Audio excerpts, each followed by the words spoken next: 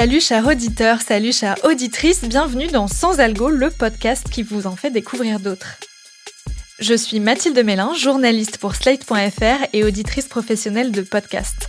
Cette semaine encore, j'ai écouté plein de choses pour ne garder que le meilleur et vous le mettre dans les oreilles. Je sais plus la vérité qu'autre chose. Quelqu'un qui est humble, il ne fait pas de la rhétorique. Il fait plus la philosophie. Vous faites la rhétorique et la philosophie. Plus la philosophie. C'est vrai? C'est votre domaine? C'est ma passion puisque je suis scientifique. Donc vous êtes passionné de philosophie? Oui. Donc on peut être scientifique et philosophe. Les deux sont liés en fait. Le philosophe, il va dire la vérité, il va assumer tous les coups, il va recevoir tous les jets de pierre, mais il s'en foutra parce qu'il sait qu'il a la raison. C'est ce qui s'est passé à Galilée, c'est ce qui s'est passé à beaucoup d'autres personnes. C'est ça en fait la philosophie. C'est ce côté-là de dire, je sais que ça vous emmerde ce que je vais vous dire, mais c'est la vérité. Pour moi, c'est tout ce qui compte. Mais quel est le lien entre la science, La recherche de la vérité, en fait. La science, elle est là, en fait. C'est l'observation de la nature et d'essayer de la comprendre. Et la philosophie n'aide ni plus ni moins qu'à comprendre. La philosophie, ça vous aide à comprendre la réalité telle qu'elle est. Donc la philosophie et la science sont intimement liées puisqu'on observe et on tire des modèles. On établit des lois, on lance un processus de vérification de ces lois qui obéit à la démarche scientifique qui est tout à fait conforme à la démarche d'un raisonnement philosophique de recherche de vérité. Les deux sont intimement liés. À votre avis, ce que vous venez d'entendre, ça vient, petit a, d'une émission de radio sur la philosophie, d'un podcast sur la vente en seconde main, petit c, d'un podcast de développement personnel, ou petit d, la réponse D. C'est bien de la réponse B qu'il s'agit, un podcast sur la vente de seconde main. Cet élan philosophique, c'est celui de Serge, venu acheter un frigo à Arnaud Fora. Arnaud Fora est journaliste, il a eu l'idée d'interroger les personnes qu'il rencontre lors de ses ventes ou de ses achats sur le site Le Bon Coin. Ça s'appelle Les bons gens du coin et non pas Les gens du bon coin. C'est un podcast indépendant qui n'est pas financé par le site de petites annonces et c'est assez surprenant. Je ne savais pas trop à quoi m'attendre avant de cliquer dessus et je dois dire que dès le premier épisode, dans lequel Arnaud Fora vend un moulin à café à une certaine Rabia, j'ai été agréablement surprise par leur échange. Vous utilisez Le Bon Coin, pourquoi? Comment? En fait, j'achète des choses, j'ai de la famille là-bas. Parce que je trouve des choses en bon état et de bonne marque aussi. Je ne peux pas acheter tout le temps neuf. Je trouve occasion comme ça et je l'envoie, j'aide ma famille là-bas. Ah, il y a une volonté d'aider. Voilà. Vous savez, là-bas, maintenant, la vie, c'est dur. Même des médicaments, quelquefois, j'aide. Je l'envoie. Si quelqu'un a besoin de quelque chose, il m'appelle. Surtout, j'ai dit à ma mère, n'hésitez pas. Si quelqu'un qui a besoin, je l'aide du tout. J'ai acheté un peu de chocolat aussi. Ça fait plaisir pour eux. Une chemise de nuit, une chausson chaude. Voilà, j'ai l'envoyé à ma mère. Pourquoi vous aidez comme ça, Rabia? C'est dans votre nature? C'est vous qui... Exactement, je suis comme ça. Mon père, il était généreux. On est 4 frères et une sœur. On habite maintenant à Sfax. On est à centre-ville, on n'est pas loin de l'hôpital. Quelquefois, je vois mon père, il y a des gens qui, pour aller à l'hôpital, ils n'ont pas où dormir, ils n'ont pas le moyen pour aller à l'hôtel. Et mon père, il frappe chez nous et il dit, s'il vous plaît, est-ce que vous me logez cette nuit? Et mon père, il aide, il nourrit avec plaisir. Voilà. On est pris l'habitude de mon père, on est généreux, même ma mère aussi. Vous diriez que la générosité, ça s'apprend, ça se transmet? Exactement. Même mes enfants maintenant. Avec mes enfants, ils sont très généreux. Parce qu'ils me voient, parce que quelquefois, j'ai cuisiné quelque chose et je donne à mes voisins et je donne à les gens, voilà, tout le temps. Je pensais assister à une vente ou à un moment un peu gênant où il parle de moulin à café pendant 5 minutes et finalement non, Rabia parle d'elle. Avec une certaine fraîcheur, Arnaud Fora profite de toutes ces ventes pour interroger ses acheteurs sur leur raison d'acquérir cet objet, que ce soit un frigo, un parasol ou une poubelle. Mais ce qui est drôle, c'est surtout qu'il confie assez facilement des éléments de leur vie, leur métier, où ils habitent, comment ils voient la vie. Comme Riwan, jeune étudiant venu acheter une litière pour un chaton de gouttière qu'il a recueilli récemment. Franchement, je saurais pas vous expliquer. Moi, j'aime beaucoup les chats, j'aime beaucoup les animaux. Et c'est depuis que je suis petit, j'ai comme une passion pour les animaux. Donc voilà. Océane, au téléphone, me disait que vous aviez l'air pas paniqué, mais qu'il y avait une petite urgence, quoi. Non, il y avait une petite urgence parce qu'il fallait quand même une litière. J'avais pas envie qu'il arrose toute la maison. Mais voilà, c'était la seule chose qui me manquait. Là, c'est bon. On va essayer de faire au mieux avec lui. J'espère qu'il sera autant heureux qu'on est pour sa venue chez nous, tout simplement. Peut-être les 2 premiers jours, il était un peu craintif. C'est normal, je pense. Après, là, maintenant, il court partout. Il est câlin, il vient, il est curieux. Il touche un peu à tout. Il arrache les fils. Mais il est tout petit, il a 3 semaines. Il commence déjà un peu à mordre, hein, je vous mens pas. Il m'a fait pas mal de dégâts, mais Vous a il attaqué? n'y a pas de raison pour. Non, il m'a pas attaqué, mais il aime bien jouer. Il griffe un peu, les joueurs, il griffe un peu les rideaux, il fait chier un peu. Mais voilà, c'est normal, les petits. Le canapé, il est pas trop neuf à la maison? Non, ça va franchement, le canapé, il est encore en bon état. On fait en sorte qu'il s'en approche pas trop, mais il va comprendre. De toute façon, voilà, acclimater doucement, et puis voilà. Quand même, c'est pas tout le monde qui s'arrête pour recueillir un chat comme ça. C'est que ça dit quelque chose de votre personnalité. Ma personnalité, franchement, moi, je suis sensible, à vrai dire. Hein. Moi, je porte attention à tous les êtres vivants en général. Hein, donc, j'ai pas réfléchi. J'ai vu qu'il miaulait, il était tout petit, il avait les yeux fermés. Ouais, ça m'a fait de la peine. Je suis sensible dans la vie de tous les jours. J'aime bien aider mes prochains, donc je l'ai récupéré directement. Peut-être j'étais le premier à passer, mais en tout cas, voilà, j'ai pas réfléchi. Je crois que Riwan, c'est mon préféré. On entend qu'il est un peu gêné, qu'il a envie de partir, mais qu'il répond aux questions par politesse. Les autres personnes interrogées répondent assez volontiers aux questions d'Arnaud Fora, je trouve. On entend que c'est monté, bien sûr, mais on ne sent pas de résistance particulière. Je ne vous en dis pas trop, mais il y a même une femme venue acheter un objet vraiment banal qui finit par raconter comment elle a fait tomber un trafic de drogue. Mais là, le journaliste a un peu loupé son coup, je vous laisse écouter. J'avais travaillé pendant une époque avec des journalistes de RTL et tout ça. J'avais eu un gros problème de justice en fait. Et pour tout vous dire, à ce moment-là, en fait, c'est vraiment j'ai pas tout compris. De RTL parce que J'ai bugué. il était super cool quoi, franchement. Et il venait me chercher le matin, il me déposait au tribunal. Je veux dire, c'était pas à lui de faire ça quoi. Bon, si on veut être clair, j'ai été mauvais journaliste. Non, c'est pour une histoire de trafic de stupéfiants. Ah oui, d'accord. Incapable de rebondir ou de poser les bonnes questions sur cette histoire de drogue. J'avais dénoncé tout un réseau et Mais où j'avais la tête, putain. tout m'est retombé dans la gueule quoi. Parce que merde, il y en avait des trucs à lui demander. J'ai eu des représailles de ouf. J'étais dans le 93 à Sevran, donc vous imaginez bien que c'était pas des petits poissons, que c'était des grosses têtes. Putain, j'imagine pas, non. J'ai été relogé, ils m'ont relogé sur Sevran, c'était pas la bonne idée parce que je rentrais dans une nouvelle cité. Ils me connaissaient pas, mais ils savaient que j'avais un actif quelque part. Trop flippant. Donc eux, mais c'est qui cette meuf, c'est qui. Et jusqu'au jour du jugement où tout a pété quoi. Et franchement, ça a été super dur quoi. Pareil, je suis partie au tribunal, j'avais même pas d'avocat, j'avais rien du tout.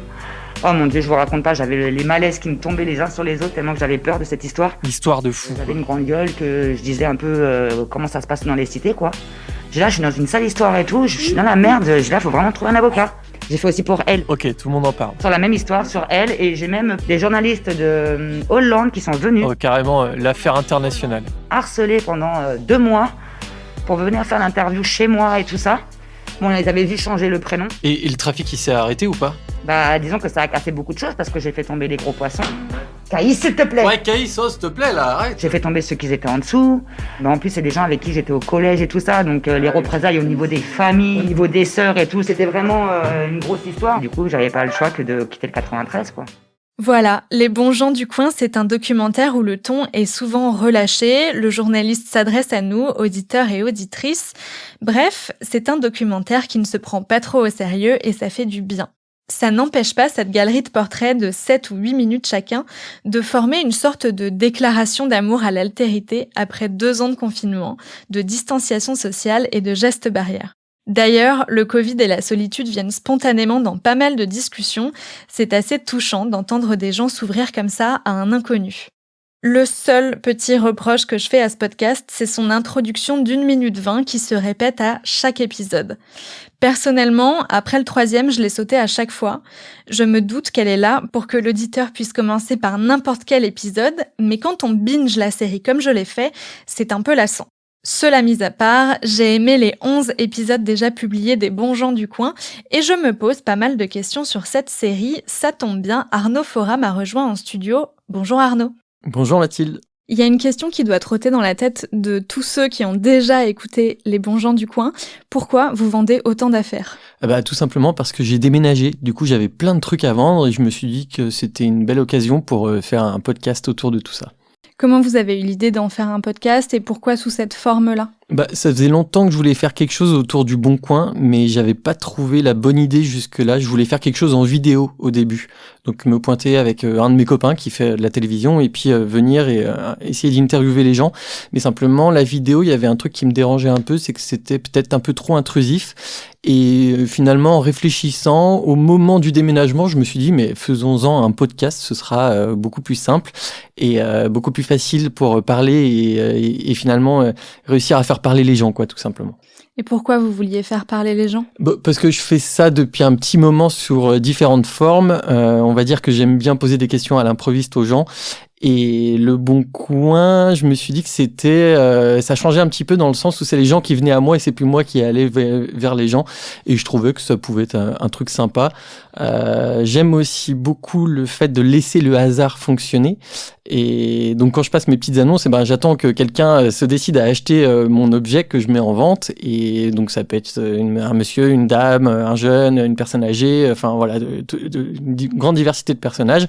Et je trouvais que vraiment le hasard pouvait bien faire les choses dans ce cas-là. Est-ce que vous prévenez vos acheteurs que vous allez les enregistrer et est-ce que vous êtes toujours bien accueillis quand vous leur posez des questions ? Alors ça, c'est la petite subtilité et c'est même, je pense, pour ça que la magie opère, entre guillemets. Je ne préviens jamais. Donc c'est une vente normale, je mets mon annonce, mon téléphone sonne. Alors parfois on me fait faux bon, etc. Mais finalement, quand quelqu'un se décide à acheter l'objet, quand il arrive, moi j'ai déjà mon enregistreur d'allumé, le casque, mon gros casque sur les oreilles, mon micro à la main, et quand la personne arrive et qu'elle pousse le pas de ma porte, alors soit c'est chez moi, soit on se donne rendez-vous à un endroit, je suis déjà en mode enregistrement, quoi, avec mon micro, avec la grosse mousse, mon gros casque, donc la personne elle est un petit peu déstabilisée, et je lui dis bonjour, elle me dit bonjour, et là on voit tout de suite si ça passe ou si ça casse et si ça va marcher. Et en général, ça fonctionne plutôt pas mal. J'ai été très peu rejeté. Il y a simplement 2 personnes qui m'ont dit non. Combien d'interviews vous avez faites pour ce podcast ? En tout, il y a déjà 11 épisodes qui sont en ligne. Il y en aura 17 au total. Et ça fait 16 interviews avec un épisode spécial à la fin où j'explique un petit peu pourquoi j'ai fait ça et puis ce que j'en retire. Voilà, comme expérience. Au début, vous avez un long message de présentation et vous précisez que vous ne faites pas ce podcast pour Le Bon Coin, que les gens sont libres d'utiliser le site de petites annonces qu'ils veulent. Vous n'avez pas essayé de le vendre à Le Bon Coin parce que ça ferait un très bon podcast de brand. Évidemment que si, en fait. J'aimerais dire que non et que j'ai pas voulu le vendre et que j'ai pas eu l'appât du gain, etc. Mais oui, j'ai essayé de le vendre au Bon Coin. Mais quand je les ai contactés, ils venaient de fêter leurs 15 ans. Il y a une grosse campagne de pub qui a eu lieu. Je pense que tout le monde en a entendu parler. Et ils avaient déjà, malheureusement, acheté 2 podcasts à un autre studio de podcast. Et donc, ils étaient plus du tout dans... J'imagine que le budget com était passé, en gros. Et pour eux, ils avaient déjà fait un podcast. Donc, ils voyaient pas l'intérêt d'en racheter un 3e. Donc, ils ont dit, c'est très bien, mais non, merci. Voilà, tout simplement. Alors bon, moi, j'étais déçu. Mais comme j'avais déjà quelques épisodes en stock... et que j'avais quand même des bons retours, je me suis dit, c'est pas grave, faisons-le comme ça. Mais j'avais quand même envie que les gens sachent que, de une, c'était pas de la pub, même si évidemment, on entend leur nom et puis on parle de leur marque, etc. Bien que ça puisse s'adapter à différentes autres plateformes.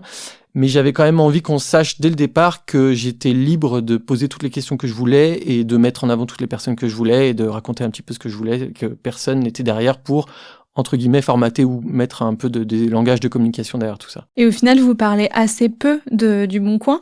Vous parlez surtout des gens que vous rencontrez.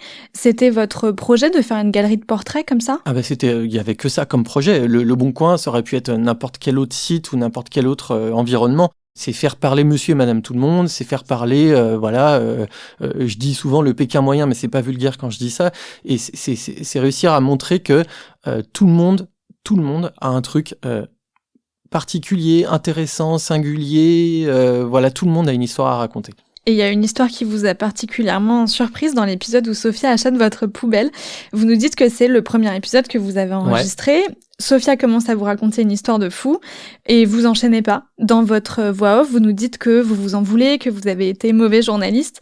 C'était important pour vous de montrer un peu les coulisses de votre travail sur ce podcast ? C'est pas forcément ça s'est fait tout seul. En fait, à la base, je sais juste que je vais faire une interview. Je sais même pas quelles questions je vais poser parce que je sais pas qui j'ai en face de moi.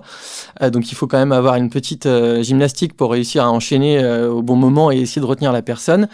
Et c'est pas ça, c'est qu'à ce moment-là, je me suis dit, mais qu'est-ce que je peux raconter dans cet épisode où elle a pas dit grand-chose, sauf où elle explique effectivement, donc c'est une histoire de trafic de drogue. Et moi, ça m'a un peu déstabilisé parce que je pensais pas qu'elle allait me raconter ça. Et puis elle était un peu sur le pas de la porte, en train de partir. Donc, comme c'était le premier, j'avais pas encore le réflexe de savoir est-ce que ça va la déranger si je tends le micro, si je capte ça et autres. Donc finalement, je voyais que ça à raconter aux auditeurs, c'est de dire que là, clairement, j'ai été nul, quoi, parce que quelqu'un te raconte qu'il a participé au démantèlement d'un trafic de drogue, et toi, tu lui poses 2 pauvres questions, trop sans intérêt, t'as même pas les détails, tu sais pas trop comment elle a vécu la chose et autres. Donc ouais, c'était important pour moi de dire, là, j'ai foiré. Mais malgré tout, derrière cette simple vente, il y avait cette histoire de dingue qui était sous-jacente à raconter. Et puis, je sais pas, je trouve ça marrant parce que d'habitude, comme j'expliquais tout à l'heure, c'est les gens qui sont surpris. Et là, pour le coup, c'est moi qui ai été déstabilisé. Donc, faudrait que je rappelle Sophia pour voir si elle peut raconter tout ça, quoi. Et vous avez fait le choix de pas le diffuser en premier. Comment vous avez choisi l'ordre des épisodes que vous alliez diffuser ? C'était un peu compliqué, j'ai mis des plombes à me décider sur quel épisode je vais mettre en premier. C'est marrant parce que Sophia, il y a beaucoup de gens qui retiennent cet épisode-là parce qu'il y a un peu l'effet waouh du trafic de drogue, etc. Mais moi, je voulais mettre autre chose en avant. Encore une fois, ce que je disais tout à l'heure, c'était vraiment la banalité ordinaire, si on peut dire. Et je préférais mettre d'autres épisodes un peu moins clinquants au début que Sophia. Et puis, Sophia, je crois que c'est le sixième épisode. C'est une bonne manière d'inciter les gens aussi à revenir à écouter d'autres épisodes derrière, quoi. Il y a un truc qui m'a vraiment surpris, c'est cette introduction d'1 minute 20 que vous mettez dans tous les épisodes. Ouais. J'imagine que c'est pour pouvoir commencer un peu partout, mais du coup, si vous avez déjà en tête une logique de binge listening au moment où vous publiez, c'est vraiment surprenant de l'avoir mis sur tous les épisodes puisque c'est très répétitif. Je sais, c'est déjà la remarque que j'avais eue sur un précédent podcast que j'avais fait. C'est vrai que ça revient souvent et j'ai tout à fait conscience que ça peut saouler l'auditeur au bout d'un moment. Moi-même, au montage, ça m'a gonflé. De une, j'aime bien mon petit générique, et de 2, en fait, moi je viens plutôt de l'univers de la télévision, et donc c'est un réflexe un peu télé, comme un générique télé qu'on pourrait avoir quand on regarde une série, et un générique qui revient. Et puis après, je me t'ai dit que voilà, ça plante aussi un peu le décor, et quand on connaît pas le podcast et qu'on tombe par hasard sur un épisode, au moins on sait de quoi on parle. Mais c'est vrai que c'est répétitif. Il reste donc 6 ou 7 épisodes Tout à fait. À publier. Il en reste 6. Quand est-ce qu'ils vont arriver ? Je n'en sais rien du tout. Ils sont toujours en montage ? Non, tout est diffusé, tout est PAD, comme on dit. Donc il reste, j'ai plus qu'à me décider de savoir quand je vais le poster. Je sais pas, pour Noël ou pour l'année prochaine, on verra. Merci Arnaud Fora. Merci. J'espère que ça vous a donné envie de découvrir les bons gens du coin. Ne faites pas la même erreur que moi. Moi, j'ai tapé plusieurs fois les gens du bon coin. C'était pas ça, c'est bien les bons gens du coin. Merci d'avoir écouté Sans Algo. N'hésitez pas à vous abonner. Nous sommes sur toutes les plateformes d'écoute de podcasts. Vous pouvez aussi en parler autour de vous et nous dire si nos recommandations vous plaisent à l'adresse mail dans la description de cet épisode.